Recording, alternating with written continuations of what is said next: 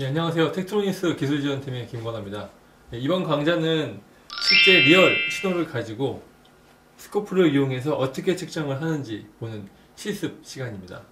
첫 번째 실습 내용은 지금 보이시는 파형을 잡아서 그쪽에 관련된 팩터들을 추출해내는 부분이라고 보시면 되고요. 저희가 이 신호의 특성을 지금부터 측정을 해보도록 하겠습니다. 보시는 이 보드는 저희 텍트로닉스에서 제공하고 있는 데모를 시연할 수 있는 보드고요. 여러가지 신호가 지금 나오고 있습니다. 그 신호 중 저희 데모와 맞게끔 특정한 어떤 주파수와 앰플리튜드를 갖고 있는 신호를 찍어서 지금부터 시작하도록 할게요. 먼저 화면을 보시게 되면 지금 파형이 버티컬 부분에서 앰플리튜드가 화면 바깥쪽으로 나가 있고요. 화면이 정지하지 않고 굉장히 많이 움직이고 있습니다. 그리고 시간축도 굉장히 좀 혼란스러운 것 같으세요. 자, 이런 경우에 가장 먼저 해야 될 부분은 뭐냐 하면, 제가 스코프의 기본적인 블럭에 보시게 되면 버티컬과 호리젠탈이 있다고 했죠. 버티컬 부분을 조정하셔서 파형의 앰플리튜드가 화면 안쪽으로 들어오게끔 조정을 먼저 하셔야 돼요. 스케일 조정을 통해서 화면 안에 파형이 들어온 것을 확인할 수 있습니다. 이 상태에서 파형이 계속 움직이고 있죠. 이 파형을 세우기 위해서는 트리거 유닛 쪽에 있는 조건을 입력을 해야 됩니다. 지금 보시게 되면 조건의 레벨 납이 아래쪽에서 움직이고 있는 걸 확인할 수 있으세요. 파형이 어느 시점으로부터 파형을 세우기 위해서는 레벨을 조정하시어 파형이 어느 레벨까지 지정을 해주시게 되면, 자, 지금 조건을 파형 안쪽으로 입력을 시켰죠. 그러니까 파형이 바로 쓰는 것을 볼 수 있으십니다.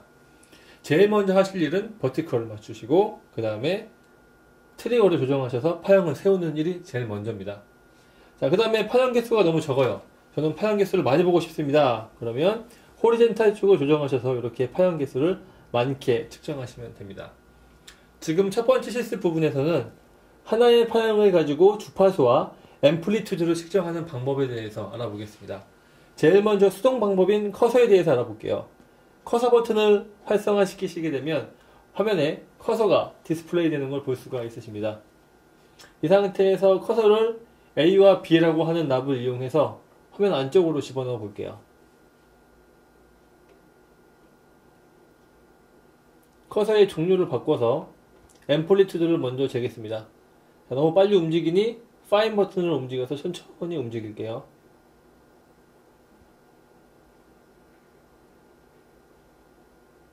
측정되는 gat은 화면의 우측 상단에 보시게 되면 A 포인트와 B 포인트 값이 나와 있고요. 델타 값을 통해서 3.44 볼트를 갖는 앰플리튜드를 갖는 신호인 것을 알 수가 있습니다. 시간 축상의 주파수를 보기 위해서는 시간 축상의 커서를 조정해 보겠습니다.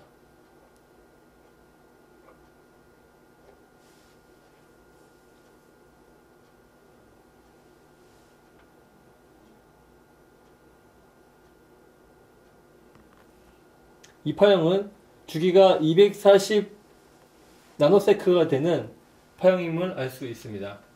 이런 부분을 통해서 사용자가 수동으로 신호의 특성을 잴 수가 있으신데요. 이렇게 매번 신호가 바뀔 때마다 사용자가 커서를 이용해서 측정하는 데는 한계가 있기 때문에 저희는 메저먼트 기능을 이용해서 이 값들을 정량화된 수치로 볼 수가 있으십니다. 커서를 끄고 메저먼트를 추가하시고요.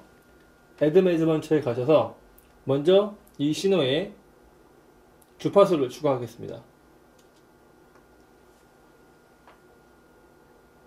이 신호의 앰플리튜드를 보기 위해서 픽투픽 밸류를 보도록 하겠습니다.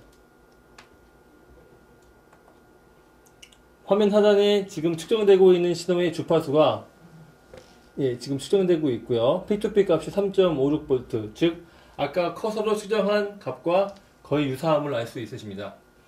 근데 보시게 되면 아까 커서로 잰 부분은 시간으로 나와 있다 보니까 프리퀀시를 잴 수가 없으셨죠. 이런 경우에 커서에 대한 어떤 세팅을 바꾸기 위해서는 메저먼트에 가시게 되면 메저먼트 메뉴의 우측 하단에 보시게 되면 커서의 컴피규어가 있으십니다. 여기서 유닛 자체를 변경하셔 헤르츠로 바꾸시게 되면 이렇게 커서 자체의 주기가 주파수로 바뀌는 걸 볼 수 있으시고요. 바로 커서의 간격이 5MHz 정도가 되는 메저먼트와 같은 값과 일치하는 것을 볼 수가 있으십니다. 이렇게 첫 번째 실습 시간에는 기본적인 기능을 배웠는데요. 첫 번째로 파형을 세우는 방법, 그리고 두 번째로 파형의 특성을 측정하는 방법을 커서와 메저먼트 기능을 이용해서 배워봤습니다. 예, 두 번째 실습입니다. 보시게 되면 보드에서 어떤 클럭이 나오고 있으시죠? 예, 지금 사인파와 같이 거의 많이 일그러진 클럭인데 이 클럭 내부에 존재하는 주파수 성분을 지금부터 알아보겠습니다. 일반적으로 주파수 도메인을 보는 장비는 스펙트럼이 있지만 이 오실로스코프에 매스 기능을 사용하시게 되면 그 매스에 있는 FFT 기능을 통해서 스펙트럼 같이 주파수 도메인 상에서 신호를 분석할 수가 있으십니다. 제일 먼저 파형의 개수를 충분한 양만큼 확보를 해줍니다. 지금 파형의 주파수 부분을 확인을 하시고요. 파형의 개수를 충분히 확보하는 이유는 이제 퓨리에 트랜스폼 원리에 의해서 원래 무한대의 파형이 필요하지만 저희가 FFT라는 얘기는 패스트 퓨리에 트랜스폼으로서 어느 정도의 정해진 양의 파형 이상만 가지고 있으면 주파수 분석이 가능하십니다. 일단 파형의 양을 확보한 다음에 저희가 사용하고자 하는 채널은 매스 채널입니다. 보시는 바와 같이 버티컬 유닛 쪽에 채널 1번, 채널 2번 이외에 매스, 레퍼런스, 버스라고 하는 버튼들이 있으시는데요. 매스는 말 그대로 채널 두 개를 연산한다 라는 뜻이고요. 레퍼런스는 기존에 있던 파형을 리콜해서 불러서 보겠다. 버스 채널은 프로토콜 레벨에서 버스를 묶어서 하나의 일련의 버스로 보겠다 라는 개념입니다. 매스 버튼을 누르시게 되면 아래쪽에 매스에 대한 기능들이 추가되는 부분을 볼 수 있으시고요. 이 부분에서 저희는 주파수 분석을 할 거기 때문에 FFT 분석을 하게 될 겁니다. FFT에 대한 소스는 채널 1번으로 한정 짓고요. 그리고 버티컬 쪽에 있는 어떤 측정 값의 표시는 dBm으로 표시를 하도록 하겠습니다. 자, 윈도우라고 하는 게 꼭 필요하시죠. 주파수 분석을 하실 때 저희는 일반적으로 이제 해닝 윈도우를 통해서 분석을 하도록 하고요. 각각 맞는 특성에 맞춰서 윈도우를 선택하시면 되겠습니다. 아래쪽에 있는 이 부분을 통해서 스펙트럼에 대한 어떤 정밀도나 스케일을 조정이 가능하시고요. 지금 보시게 되면 어느 주파수대의 신호가 굉장히 강력하게 나오는 걸 볼 수가 있으십니다. 아래쪽에 보이시는 빨간색 채널이 바로 매스 채널이시고요. 노란색 1번 채널은 측정이 되고 있기 때문에 파형으로 일단 꺼보겠습니다. 이 상태에서 주파수 분석이 된 신호라고 볼 수가 있으세요. 채널 1번에는 어떤 성분들이 있는지 지금부터 측정을 해보도록 하겠습니다.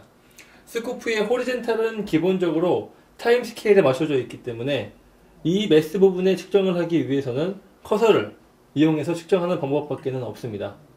커서를 키시고요. 커서를 보시게 되면 지금 매스 채널 쪽에 포커싱이 되어 있죠. 그리고 파인 버튼을 이용해서 정밀하게 움직여서 매스의 파형의 성분을 알아보도록 하겠습니다.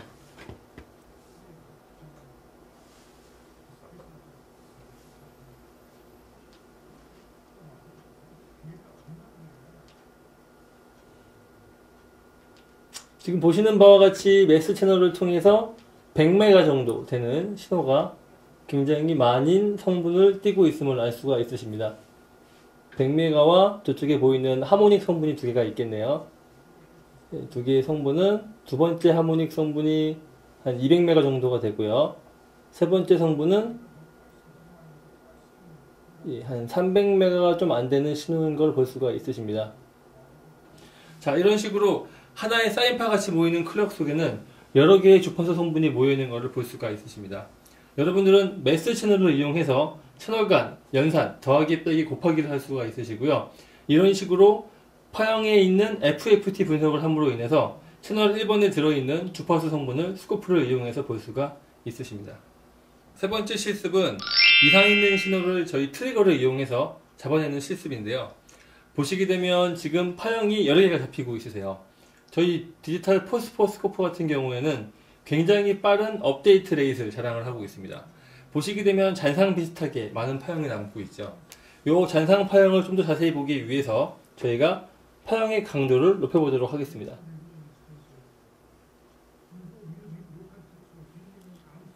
파형의 강도를 높이자 저 아래쪽에 어떤 특정한 문제가 있는 파형이 보이기 시작하시죠.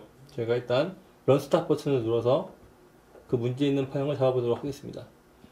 보시게 되면 아래쪽에 키가 작은 파형이 보이는 걸 볼 수가 있으세요. 저 파형을 지금부터 저희가 트리거 옵션을 이용해서 잡아보도록 하겠습니다.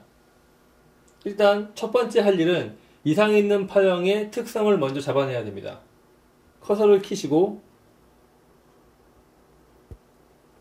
제가 앰플리튜드가 작은 것 같으니 앰플리튜드를 한번 잡아볼게요. 정상 신호의 경우 픽투픽 값은 델타에 나와 있는 3.4V 정도가 되고 있는데, 이상 있는 파형은 보게 되니 한 1.8V 정도가 되고 있습니다. 그러면 저희는 1.5V 정도보다는 크고 3.4V보다는 작은 파형을 잡게 되면 저 문제 있는 파형을 잡힐 것 같으세요.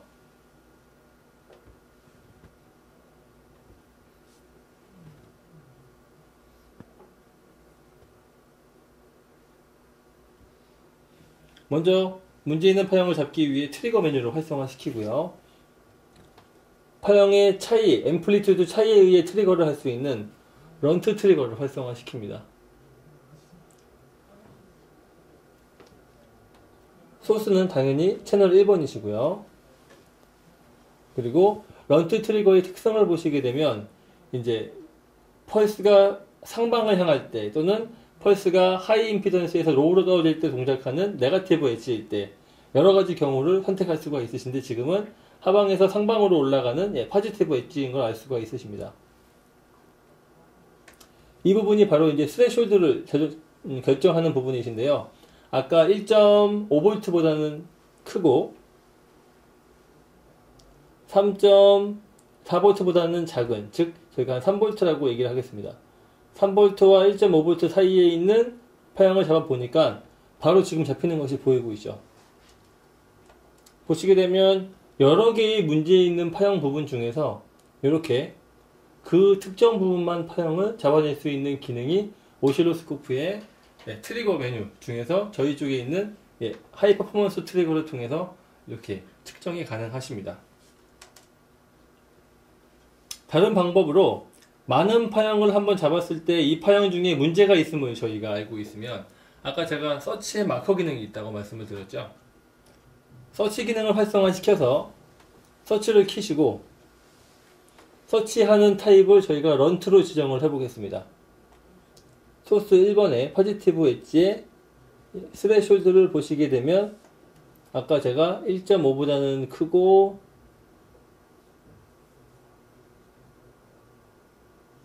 그 다음에 3V보다는 작다고 말씀을 드렸죠.